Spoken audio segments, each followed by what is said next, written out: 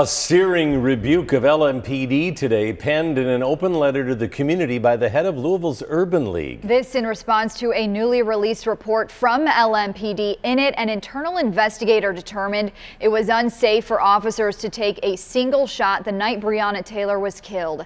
WDRB's Hayden Ristevsky breaks down that report.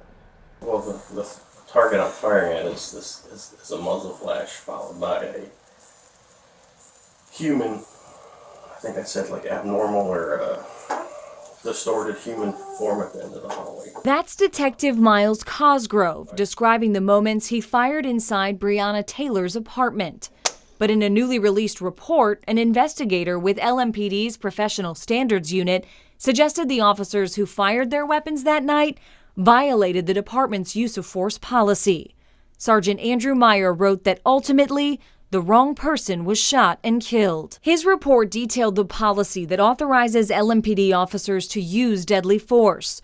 The report says Taylor's boyfriend, Kenneth Walker, posed a threat to officers since he fired his weapon first and shot Sergeant Jonathan Mattingly in the leg.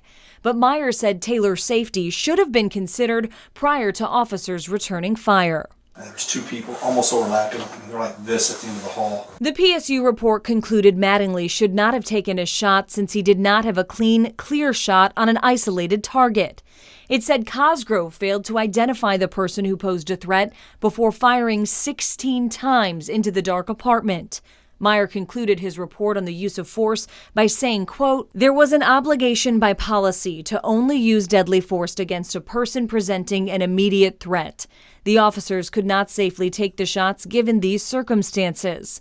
The officers did not safely take the shots and Ms. Taylor was struck and killed. Additionally, they took a total of 32 shots when the provided circumstances made it unsafe to take a single shot. This is how the wrong person was shot and killed." Ultimately, the department's interim chief at the time decided not to take disciplinary action against Mattingly, but fired Cosgrove. Hayden Ristevsky, WDRB News.